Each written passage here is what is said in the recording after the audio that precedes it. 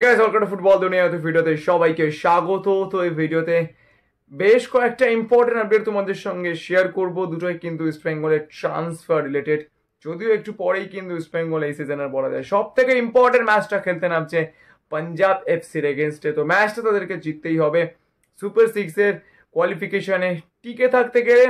তবে যেটা গুরুত্বপূর্ণ বিষয় এবং যেটা এক্সক্লুসিভ আপডেট বলা যায় সেইটা হচ্ছে দিয়ামান্তাকোস, তার সঙ্গে কিন্তু ইস্ট বেঙ্গল অনেকদিন থেকেই কথাবার্তা বলছিল এবং আমি তোমাদেরকে বলেছিলাম যে দিয়ামান্তাকোসকে ইস্ট বেঙ্গলের তরফ থেকে একটা মডিফাইড অফার পাঠানো হয়েছিল, যেটা কিন্তু যথেষ্ট লোভনীয়।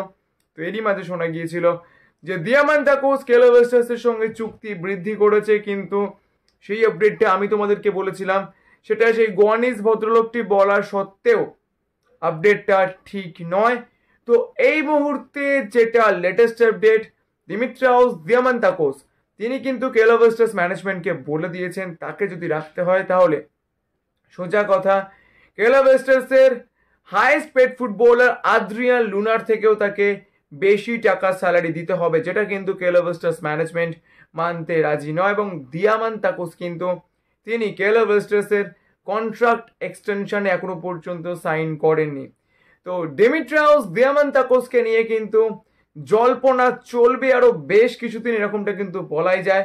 দিয়ামান্তাকোসকে পাওয়ার জন্য শুধুমাত্র ইস্ট বেঙ্গল নয়, তার সঙ্গে আইএসএল এর আরো বেশ কয়েকটা ক্লাব লোভনীয় অফার দিয়েছে। মুম্বাই সিটি এফসিও কিন্তু সেই দৌড়ে রয়েছে।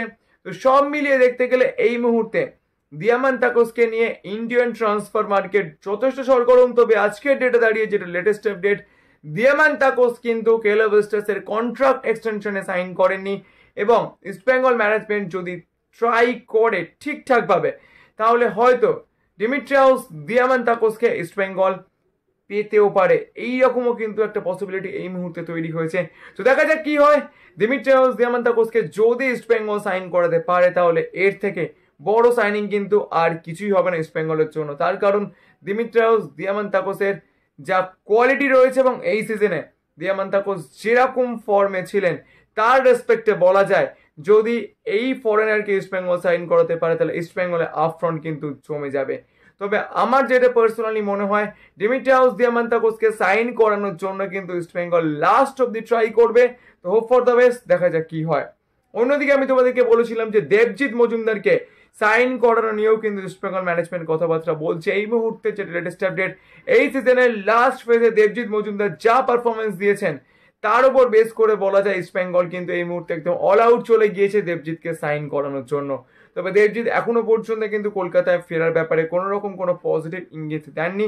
তবে ইস্ট বেঙ্গলের তরফ থেকে কিন্তু নিয়মিত দেবজিৎ এবং তার এজেন্টের সঙ্গে কথাবার্তা বলা হচ্ছে। তো আপাতত এই আপডেটসগুলো তোমাদের সঙ্গে শেয়ার করা ছিল। যদি ভিডিওটা ভালো লাগে তাহলে প্লিজ লাইক করে দিও। তোমরা অনেকেই বলছো যে ভিডিও সাউন্ড কোয়ালিটি নিয়ে প্রবলেম হচ্ছে, তো আমি বলবো আর কয়েকটা দিন ওয়েট করে যাও, এর মধ্যে কিন্তু নতুন গ্যাজেট চলে আসছে, তো সাউন্ড কোয়ালিটি বেটার হতে চলেছে। তো যাই হোক, চলো এখনকার মতো এই পর্যন্তই, দেখা হচ্ছে পরের ভিডিওতে।